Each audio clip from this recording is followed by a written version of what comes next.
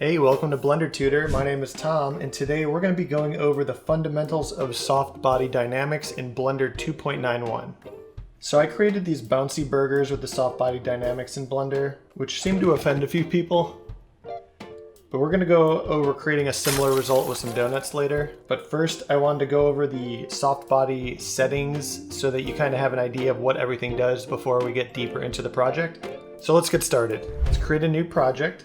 And the first thing we're going to do is add a plane. Let's scale that up. So let's go ahead and add collision physics to this plane. This is just going to act as our ground for all of our soft bodies. And the one thing I'm going to change is down here under soft body and cloth for thickness outer. I'm going to bring that to 0.001. That's basically just going to allow the physics interactions with the ground to get closer to the ground plane so it doesn't appear like it's floating a little bit above it. All right, next thing, let's take our cube. Let's bring it up on the Z a bit. Go into edit mode and subdivide it, let's say 3 to 4 times. Because for the soft body physics to work in Blender, your mesh needs to have at least a certain amount of resolution to it.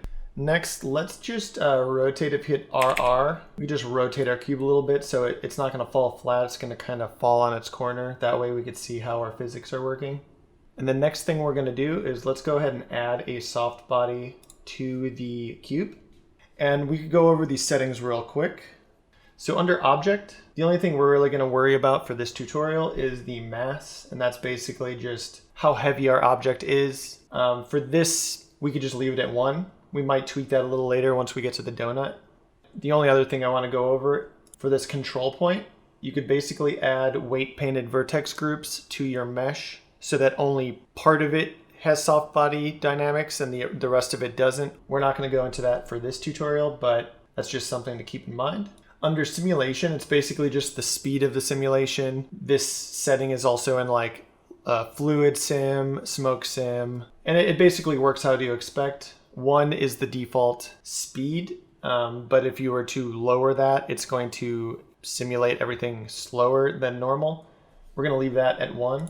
For cache, this works the same way as it does in any other physics in Blender. Basically, you could set the amount of frames that it will bake, and then you could bake it, delete it, or you could also, with soft body, you could actually just press the space bar and play in the timeline and it will do the physics on the fly. For goal, really the only thing you need to know for this tutorial is to turn goal off. What we want for this simulation is to have our soft body object drop, hit the ground, and interact with it, jiggle around a little bit. With goal, you see that orange dot in the middle of our object. That is the origin of our object. And if you have goal on, your soft body is going to basically stay with the origin of the geometry. And what that means is you can animate your object around and the soft body will kind of follow around the origin, which you might want to do for certain scenes. But for this tutorial, we're going to just have that off.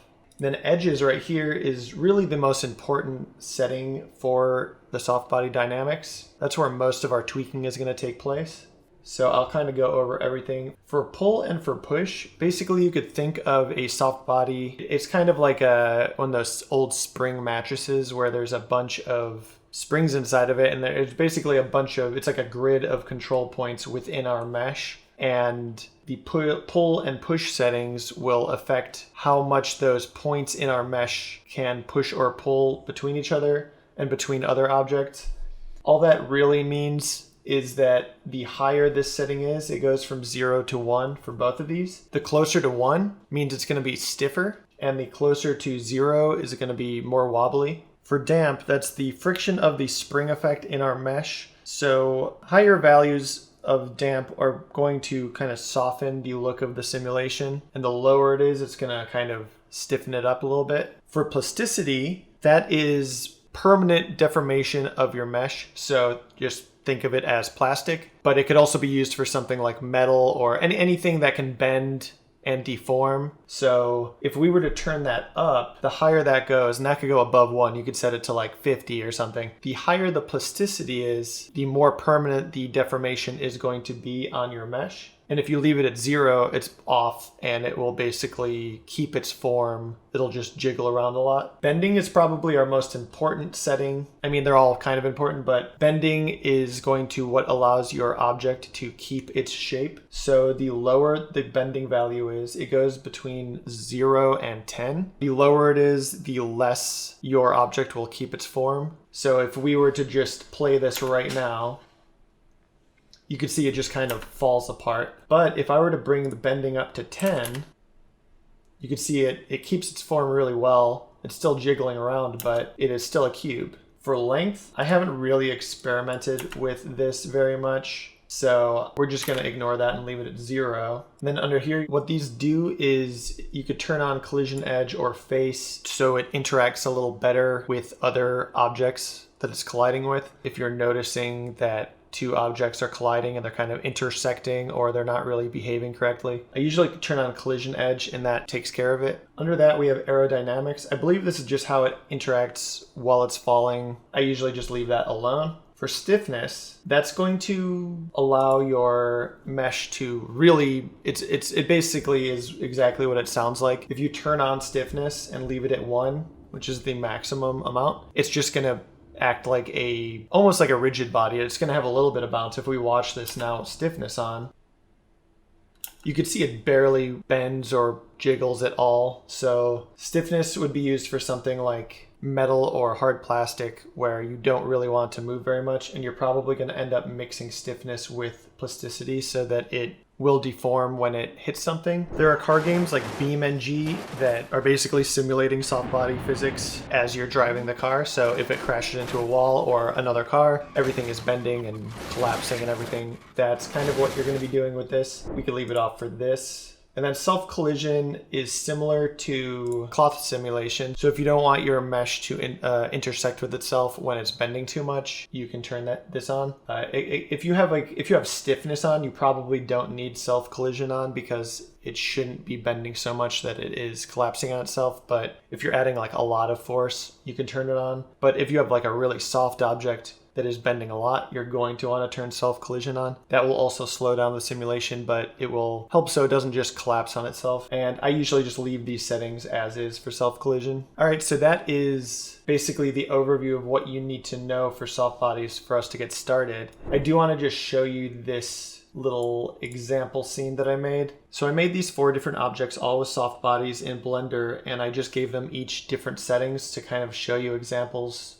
of different scenarios. So the 2 on the left have the exact same settings. The only difference is the one on the very left has the plasticity value set to 30 and the one next to it has it set to 0. So you can see the one on the left, once it collapses, it stays collapsed. It still bounces around a little, but it doesn't retain its shape. The one on the right, it does lose a little bit of its form, but it still keeps most of its volume in the mesh. And you could also see they're both very soft. The 2 on the right also have the same settings as each other. The only difference is the one on the very right has stiffness turned on and set to 1, and the one to the left of it has stiffness turned off. So you can see the one on the left is bouncing a lot more than the one on the right. And also the one on the right basically does not bend at all. It still bounces a little, but it almost acts as a rigid body instead of a soft body. Cool, so now that you've kind of learned the basics of soft bodies, let's get into actually creating a short scene. Okay, so for our scene, we're gonna make some soft body donuts that are just kind of falling onto the ground. I'm using a free 3D scan of a donut from Blank Repository. I will have the link to this in the description, but you could also download this app on iOS and Android. It's free to download. You could sign up for an account and you can kind of scroll through the app. They have paid models and they also have a bunch of free models. So I downloaded the chocolate donut.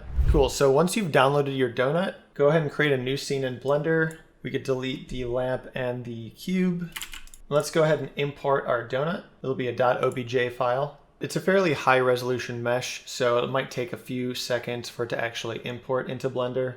Great, so once that is finally imported, you can see it's really high resolution. It has almost 1 million vertices, so we will need to do something about that. But before that, if you go into preview mode, you can see that our donut does not actually have the texture applied. If you go to the shading tab up top, You can see the donut comes with a pre-made material. It's just not linking correctly to the texture that comes with it. So you can go to the same folder that your model is in and apply the texture. And there we go. Now let's go back to the layout mode up top. And before you do this, make sure to save your scene because sometimes this can crash Blender. With our donut selected, go to the modifier tab and we're gonna add a decimate modifier. Because this is so high resolution and we wanna do a simulation on it, we need to bring it down way less than it is right now. We're basically gonna set this to like 0.015. And that will probably take a few seconds for Blender to actually load because it is doing a lot of work right now. Once that's done, you could see that it's a lot more blocky, but the resolution of the texture is still the same, so it shouldn't really affect our scene. But you could see right now that even at 0.015, the vertice count is 15,000, which is still going to be too high for us. So let's set this to 0.0025. Great. Once that's done loading, you can see we're now at about 2,500 verts, and it's a lot more usable. It looks pretty terrible right now, but when you go into textured view and you're kind of further away from it, it still looks totally like a donut. So once we're happy with that, make sure your donut is selected and you can hit apply all. And that's going to take us a few seconds. So once we've done that, let's just bring our donut up a bit. Add in a floor. I'm going to scale that up, and maybe I'll scale the donut down a little bit. So the scale of the donut is set to 0.5. I'm going to hit Control A and apply scale. For our floor, I'm going to add that collision again, and I'll set the thickness outer to 0.001. And now with our donut, it's a little high. I'll bring it down a little bit, and in side view, hit 3 on the number pad. I will rotate this a bit so that we could see it at an angle when it falls, and it should bounce a little bit. And let's add a soft body. As you remember, we'll turn off goal, go into the edges menu, and I want this to be pretty stiff. Like I want it to bounce and jiggle a little bit, but I don't want it to be crazy like my burgers were. So we're gonna set the pull and push to 0.9 each. For damp, I'm going to set this to 0.15. For plasticity, I'm going to leave that at 0 because I don't want the donut to actually deform permanently. I want it to kind of bounce a little bit but keep its form. For bending, we're going to set that up to 10, and we'll leave length at 0. And since we want this to retain its shape, I'm going to turn stiffness on, but for shear, I don't need to keep it at the maximum value, so we could bring this down to 0.35. And since this is gonna hopefully keep its form, we don't need to turn self-collision on, at least not yet. So with all of those applied, I'm gonna go into the cache mode and I'll set it to like 90 just to preview it, and I will hit bake all dynamics. Before you do that, make sure to save your scene. So if you guys are enjoying my tutorials and you're looking for a way to support me, you can actually check my Patreon out. If you support me at the $5 level, you will get all of my project files in Blender for these tutorials. You'll get access to material packs that I release. You'll get access to free wallpaper downloads that are 4K renders of some of my Instagram posts. And you'll get a shout out at the end of all of my videos. Cool, now that that's baked, let's go ahead and watch that. Okay, let's set this to shade smooth real quick. And we could even add a subdivision surface modifier. Now let's watch that. Cool. It's a little jiggly still, but it is basically behaving how I'd want it to. The one thing I might change is I'll delete all bakes, and I'll bring that stiffness up to like 0.55, and I'm going to bake that one more time. Cool, so that is baked again. Let's go ahead and watch that.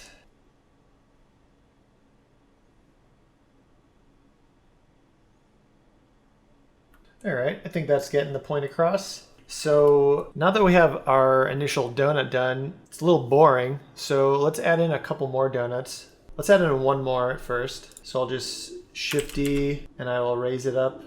Go in the top view, I might rotate it a little bit. I don't want it to exactly fall like in the same path, so let's just have it interact kind of on the edge.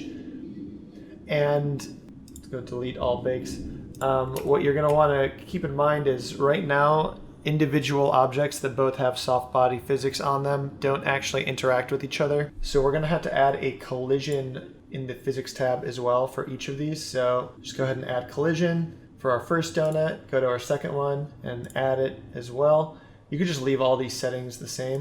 Now, one thing to keep in mind is adding a collision to an object really increases the time of baking, so make sure you kind of have everything set up. I usually tweak the settings of the soft body before I add the collision because I want to make sure everything looks okay before it's going to take 30 minutes to bake something. So I'm pretty happy with how these looked, so I'm going to bake this now and then we'll watch it. The other thing to keep in mind real quick is you could see in our cache settings it's set from 1 to 90, and since I duplicated that, this second donut is also set 1 to 90. If you go ahead and extend this to like 120, that's only going to extend the cache for that object, so you're going to have to tweak that in all of the other objects as well in your scene. Otherwise, you might bake something, it takes 30 or 40 minutes to bake, and then you see one of the objects freezes while everything else is still moving around. I've made that mistake. It's not fun, so just wanted to point that out. All right, we'll bake this and we'll be right back. All right, so these are baked. Let's watch this now. Hey, nice. So we're getting some interaction. So yeah, I mean, that is kind of the basics of soft bodies in Blender. You could obviously go ahead and do a lot more with this, but hopefully you've learned a little something. So yeah, that is the tutorial. I hope you feel confident in experimenting with soft bodies in Blender now. I went ahead and kind of turned this into a full scene, but I used the same physics that you just saw in the tutorial to finish this. I just brought in a couple extra models and tweaked the settings of the materials on the donut. Yeah, thanks for watching. Make sure to subscribe for more Blender tutorials, and I'll see you guys next time.